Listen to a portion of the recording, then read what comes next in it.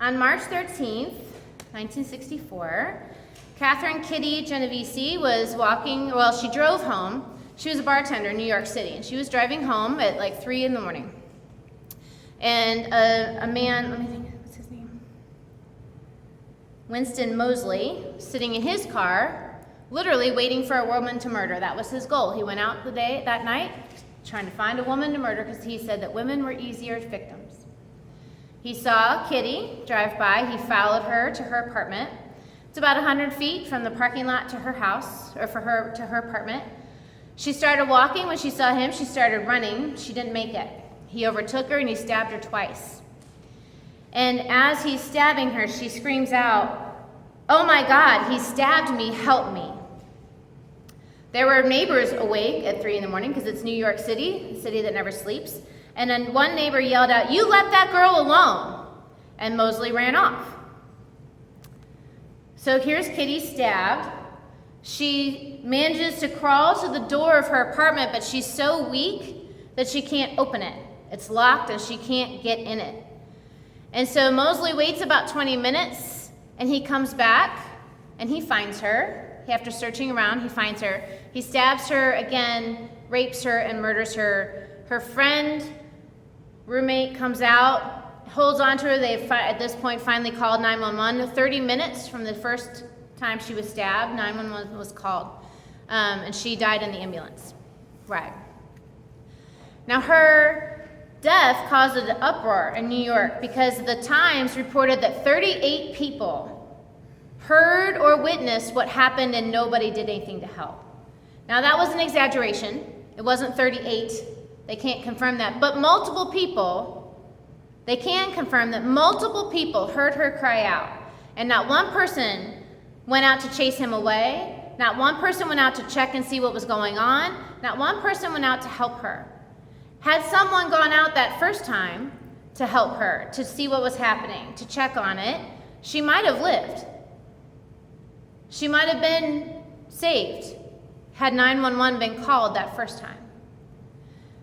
The police came, and her roommate's holding her, right? And, I'm getting ahead of my story. So, for 20 years plus, I have taught first aid and CPR. And I always ask the kids, one of the prompts in the Red Cross program is, why don't people help? Why do people see a situation like that and keep walking or ignore it or do nothing? And the kids answer all the typical things. They don't know how to help. They are afraid. They think someone else will do it. They're afraid of getting diseases. They don't like that person. Sometimes people think like, oh, other people will do it. That's a common one. They look around like, oh, surely someone else will help. That's called the bystander effect. Like, it has a name. It happens so often that it has a name. And it's called the bystander effect. And the bystander effect is someone else will take care of it. And then another reason a lot of people don't help, I don't know if it's a lot, but people don't help is they're afraid, they don't want to get involved. They're afraid they might be like implicated in it somehow. They don't want to get sued. And so Kitty's best friend, roommate best friend, they questioned her for 6 hours. She just watched her best friend die, and they questioned her for 6 hours because they thought she might have something to do with it. And it wasn't until weeks later that Mosley was arrested for stealing a TV. They picked him up for stealing a TV, and then the police like, wait a minute, you drive a car that was reported to be in the area when Kitty was murdered, and so they started asking him. And he did confess to not only killing Kitty, but 2 other women. And he went to prison for the rest of his life. But I think, like, how is it possible that this girl cried out that people heard someone being killed and they did nothing about it?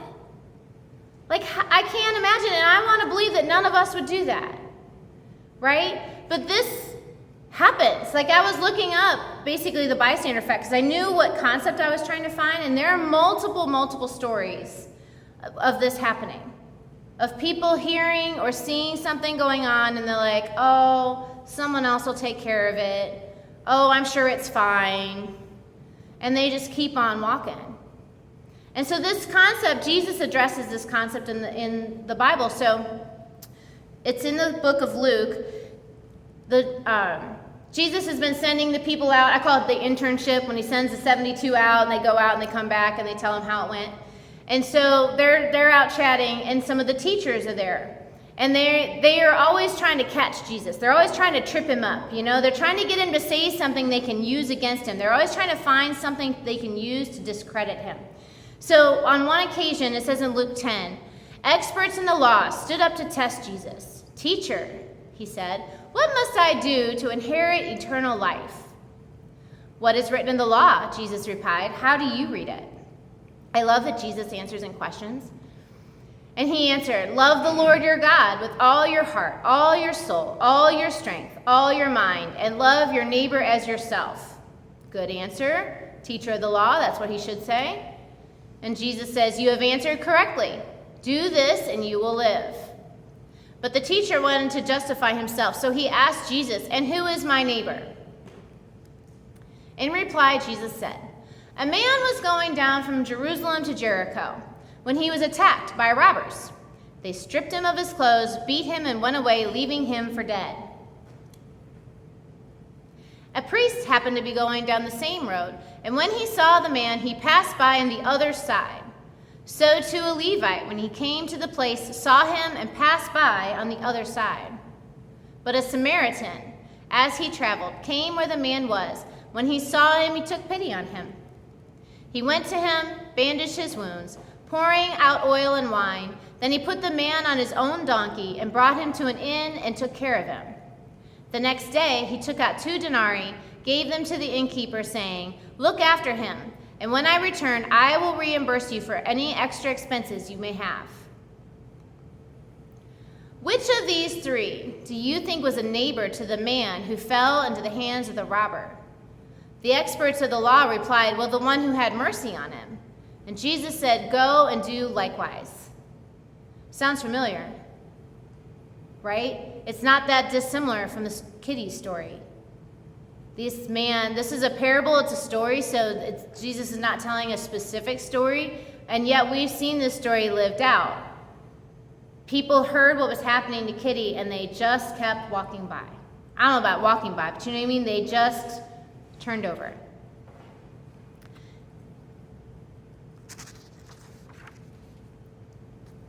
So did you catch who walked by the man? First, it was a priest. Okay, someone who's professed that they will love the Lord and follow the Lord and do the Lord's bidding. Someone who knows God and should have this overflowing abundance of compassion and love. And the next was a Levite. Levites were like church workers. Okay, they did parts of the ceremony. They might have been on the worship team. They kept up the temple. So they also were people who have pledged their life to the Lord.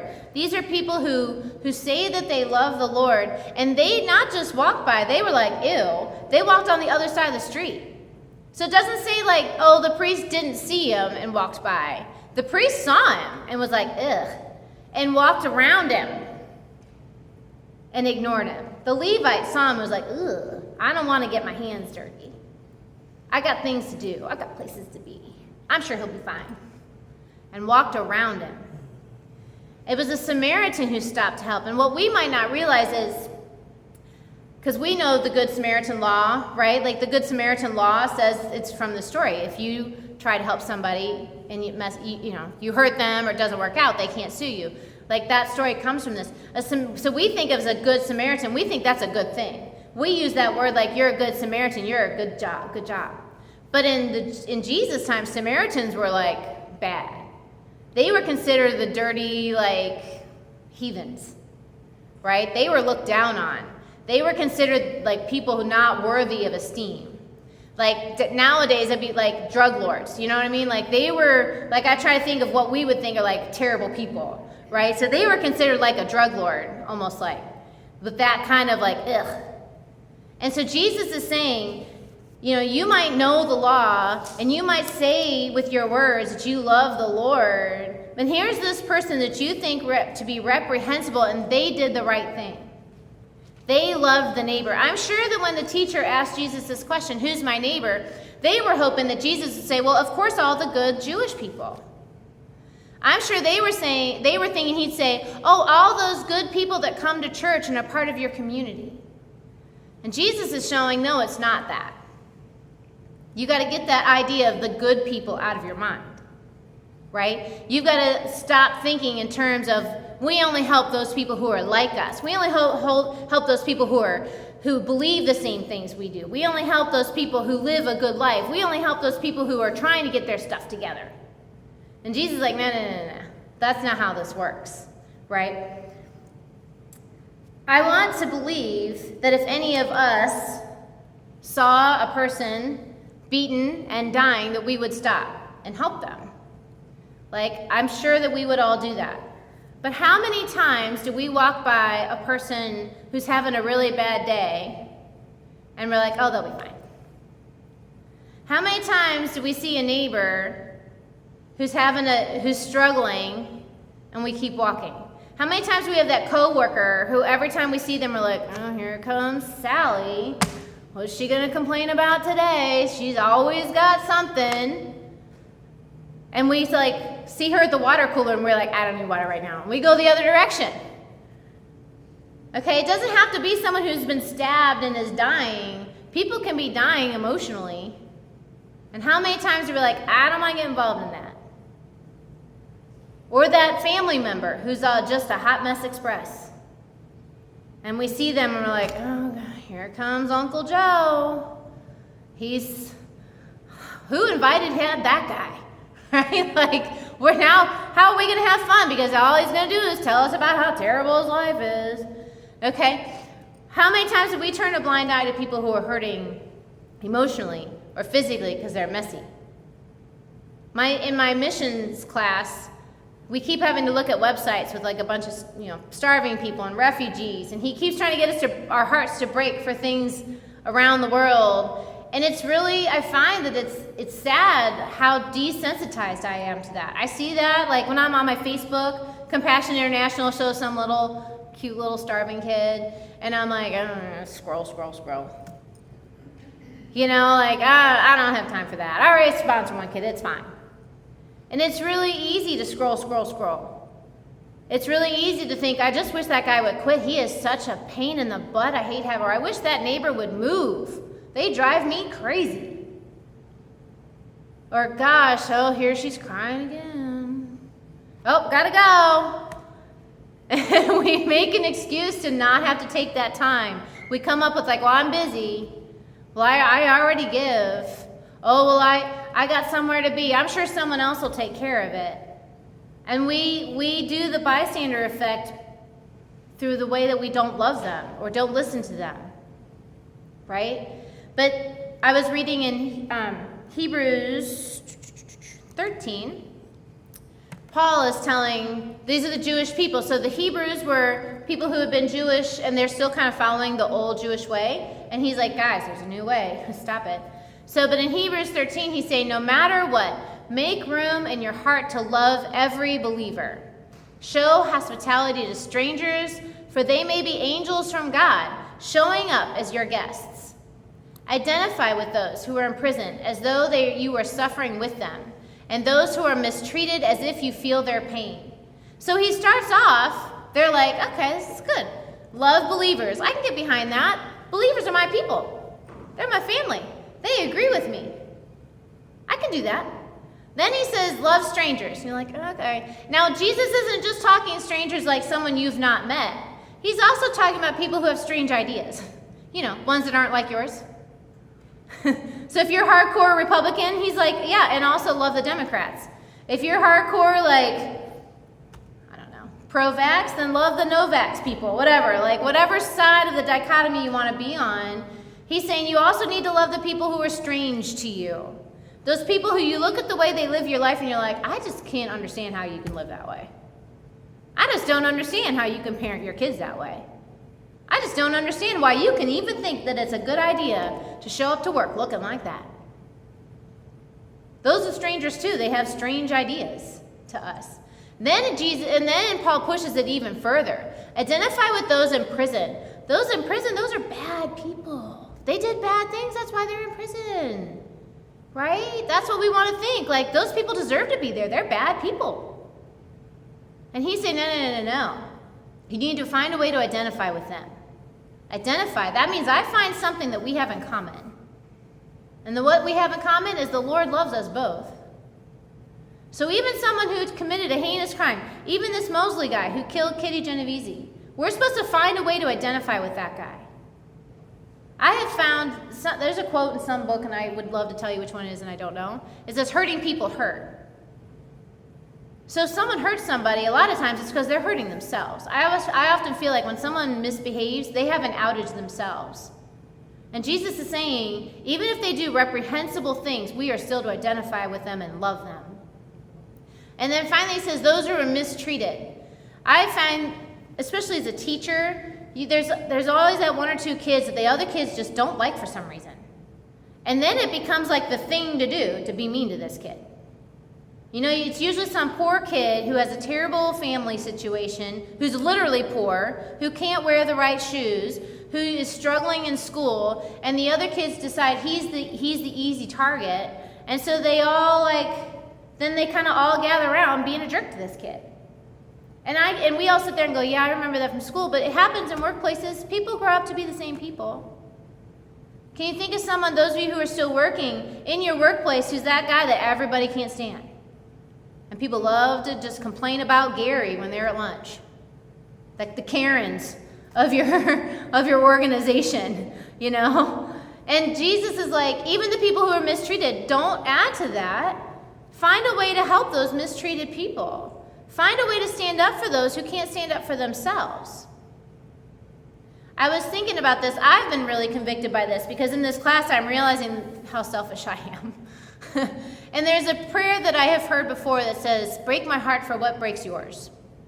And I was thinking about that prayer. And I was like, I should pray that prayer. And I'm like, I don't want to pray that prayer because you'll answer it. I don't want my heart to be broken. I want to live on my quiet little street in my Pleasantville little town and just imagine that the world is great, my Beaver Cleaver life, it's all good. And I just want to coast through. Because if I ask the Lord to break my heart for what breaks his, he'll do it. And I'm like, then I'll just walk around brokenhearted all the time. I'll have this burden to do things, to spend my money on things besides what I want to spend my money on. And I'll have this burden to spend my time on things other than going to the pool and reading my book. And I'll have a burden to get my hands dirty. I have a burden to listen to that person who just wears me out like, gosh, you have so many problems. Why do I have to listen to them all? But that's our job, right? As Christians, it is our job. We are filled with the love of God, and our job as Christians is not to hoard that. Like I am realizing for myself, I get this image like I'm a dam sometimes, like not like the swear word, like the wall that holds back water. You know, I feel sometimes like I'm a dam that I gather all of God's love. Or you've heard that phrase like, my cup runneth over. I get my cup filled and I go over here and just hold on to my full cup. And God's like, no. Your job is to fill, not be a cup, be a pitcher. Come to me and let me fill you up and then pour that love out on everybody else. Stop thinking in terms of the cup. Stop being a full cup, hoarding all the love for yourself. Become a pitcher that pours the love out on everybody else. And I'm like, in my head, I'm like, yeah, that's a good idea. But then I think of the reality of it, and I'm like, ooh, that sounds exhausting. That sounds messy. But that's what we're called to. We don't want to be those people who said, get away from that girl and then roll over and go back to bed and let her die. We don't want to be the person who turns a blind eye because it says here, they might be angels from God showing up as your guests. Do you really want to turn your back on an angel of God who's shown up as your guest? Not I. So my challenge to you this week is have a conversation with God, like I've been having. Am I willing to pray the prayer, break my heart for what breaks yours? Am I really willing to pray that? And I will tell you, the Lord has been leading me gently along to all these things. It's kind of overwhelming, and then I remember how good God is. And he leads me gently to things. usually, unless you're really stubborn. Then he's like, all right, I've tried to take you gently there. But if we come to him and ask him and have a conversation with him, and that's what he wants. He wants us to have a conversation about it. So my challenge to you this week is to ask yourself and ask God, are you willing to pray the prayer, break my heart for what breaks yours? And all of God's people said, amen.